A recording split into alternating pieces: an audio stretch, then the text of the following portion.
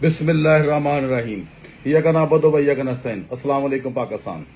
मेरा आज पाकिस्तानी कौम से एक सवाल है, क्या हम आज़ाद हैं? क्या हम अपने आज़ाद फैसले कर सकते हैं? क्या हम अपनी जमहूरी हुकूमत बना सकते हैं? बिल्कुल भी नहीं, क्योंकि हम ज़हनी तौर पर आज भी गुलाम हैं।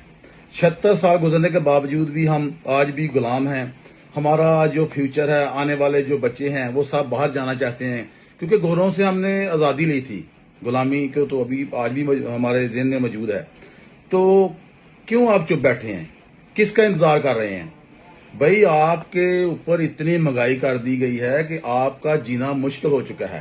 तेल महंगा हो रहा है, ये बिजली के बिल ये जो अभी ये फर्स्ट एपिसोड है, अभी नेक्स्ट एपिसोड जो आएगी उसमें आप बिल्कुल भी बिल का सोचें ना कि आप बिल उतार सकते हैं या बिल पे कर सकते हैं।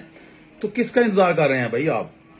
मेरा लीडर इमरान खान, जो आपकी हकीकी आजादी की जंग लड़ते लड़ते खुद जेल में चला गया, पर आप चुप बैठे हुए हैं। पता नहीं किसका वेट कर रहे हैं। भाई, अपने आप पर अपना ही सोचें, कोई कम अज कम अपने आने वाले बच्चों का सोचें।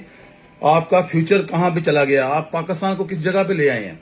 तो मैं आपसे एक पुरज़ोर अपील करता हूँ कि कल मोरखा 27 अगस्त को आपने 3 बजे पूरे मुल्क में एक पुरअमन एहतजाज करना है और आपने निकलना है अपने लिए, अपने मुल्क की तकदीर बदलने के लिए, अपने बच्चों के फ्यूचर के लिए।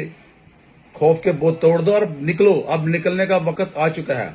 कब तक चुप बैठे रहोगे? पाकिस्तान जिंदाबाद।